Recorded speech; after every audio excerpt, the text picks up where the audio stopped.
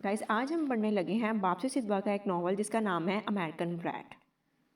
अब जो नॉवल है इसका टाइटल ये शो करता है हम किसी ऐसे इंसान की बात करने लगे हैं जो बहुत बिगड़ा हुआ बहुत स्पॉइल्ड किस्म का होता है, उसको हम ब्रैट कहते हैं। सबसे पहले हम देख लेते हैं इसके मेन कैरेक्टर्स के बारे में। इसके मेन कैरेक्टर्स का नाम है फ़िरोज़ा। फ़िरोज़ा की माँ है जिनका नाम है ज़रीन और फ़िरोज़ा के वालिद का नाम है साइरस। ये एक पारसी फैमिली है और ये अपने असूलों पे अपने नज़रिए पे बहुत सख्ती से पाबंदी करती है। फ़िरोज़ा के अंकल का नाम है मैनिक और नॉवल में जिस लड़के से फ़िरोज़ा शादी करनी चाहेगी उस लड़के का नाम है डेविड प्रेस। अब इस नॉवल में हमें ये बताया जाता है कि फ़िरोज़ा जो है ये बहुत कंजर्वेटिव सी है, ये स्लीवलेस कपड़े नहीं पहनती है, अपनी माँ को भी मना करती है कि वो अच्छे उसको मुनासिब लिबास पहनना चाहिए। ये फ़ोन कॉल्स का जवाब नहीं देती है और दरवाज़ा ज़ोर से बंद करती है। इसकी माँ ज़रीन जो है ये फ़िरोज़ा के देख के बहुत परेशान होती है कि उनकी बेटी आखिर किस किस्म की बन रही है। उसकी माँ को लगता है कि इसकी बेटी को ज़िंदगी में मॉडर्न ज़माने में चलने के तौर तरीके ज़रूर आने चाहिए। वो ये बात सायरत से करती है। साइरस भी, इसके जो वालिद हैं वो भी इस बात पे मुत्तफ़िक हो जाते हैं कि उन्हें भी अपनी बेटी का जो लिविंग स्टाइल है वो काफ़ी तकियानुसी सा लगता है। इसकी माँ अपनी बेटी को इनसे बाहर निकालना चाहती है। कहानी का बैकग्राउंड आपको पहले बताती चलूँ कि ये पाकिस्तान से रिलेटेड स्टोरी है जब पाकिस्तान में ज़ियाउल हक की हुकूमत आई। ज़ियाउल हक ने आते ही बिल्कुल इस्लामी असूलों पे और इस्लामी कवानीन पे पाबंदी करवाना शुरू कर दी थी और ये बात क्योंकि ये पारसी फैमिली है इनको ज़्यादा अच्छी नहीं लग रही थी।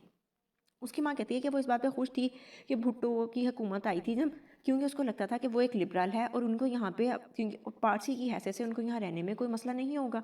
लेकिन अब उसकी माँ इस बात को लेकर बहुत परेशान थी और वो अपनी बेटी फ़िरोज़ा को इस माहौल से निकालना चाहती थी। आखिरकार उसकी माँ ये डिसाइड करती है कि फ़िरोज़ा का वो मैंने अंकल के पास भेज देगी जो कि अमेरिका में रहते हैं। उसकी माँ को लगता है कि इतना ज़्यादा ट्रैवल करना जो है ये फ़िरोज़ा पे अच्छा असर डालेगा और फ़िरोज़ा अपने आप को बदल लेगी। शुरू-शुरू में हम देखें कि इस फैमिली में एक थोड़े से ये इस चीज़ का डाउट ज़रूर होता है कि क्या फ़िरोज़ा वहाँ जाके एडजस्ट हो जाएगी, क्या मैनिक उसकी हेल्प करेगा? मैनिक उसका बेशक अंकल है लेकिन वो उससे सिर्फ 6 साल बड़ा है।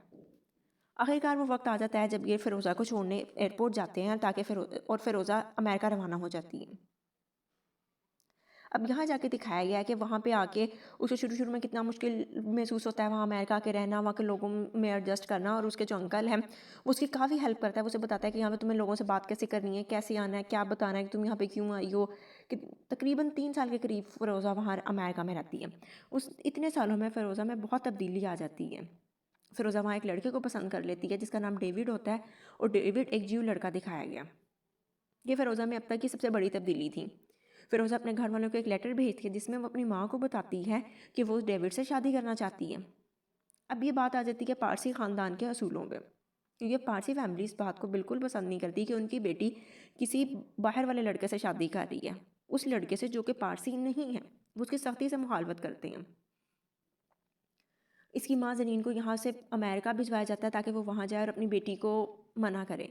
जब फ़िरोज़ा की माँ ज़रीन यहाँ पे आती है तो वो आके देखती है कि यहाँ की तो दुनिया ही और है। उसको भी यहाँ का रहन-सहन माहौल बहुत पसंद आता है और उसको समझ आती है कि क्यों फ़िरोज़ा यहाँ पे आके इतना बदल गई है। वो अपनी बेटी की तब्दीली पे बहुत ज़्यादा तब्दीली पे काफ़ी हैरान है।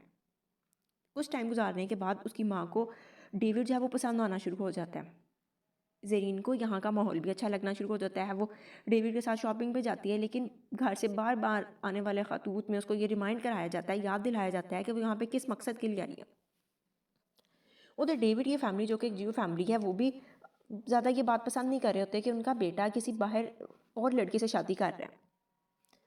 ये वो वक्त है जब अमेरिका में भी ज्यूज़ की तादाद बहुत ज़्यादा नहीं थी। फिर आखिर कहानी में डेविड भी इस बात को मान जाता है। दोनों फैमिलीज़ जो हैं वो इस बात पे अग्री नहीं होती हैं कि इनके बच्चों को आपस में शादी कर लेनी चाहिए और इनमें सेपरेशन हो जाती है। डेविड अपनी पढ़ाई मुकम्मल कर लेता है और वो दूसरे शहर चला जाता है रहने के लिए। और फ़िरोज़ा की माँ ज़रीन जो है उसका भी मिशन सक्सेसफुल हो जाता है। इन दोनों में सेपरेशन हो जाती है लेकिन फ़िरोज़ा ये चीज़ महसूस करती है कि उसके अंदर काफ़ी तब्दीली आ गई है और सबसे बड़ी जो तब्दीली थी उसके अंदर वो फ़ैसला लेने की तब्दीली थी। उसने डेविड से शादी करनी थी, ये इसकी ज़िंदगी का सबसे बड़ा फ़ैसला था और ये इसने अपनी मर्ज़ी से लिया था। लेकिन क्योंकि बात यहाँ पे ख़ानदान के असूलों की थी और पारसी फैमिली में लड़की को यह अलाउ नहीं होता कि वो किसी बाहर वाले से शादी करे, इसलिए उसका ये रिश्ता ज़्यादा देर तक ना चल सका और दोनों में अलहदगी हो गई।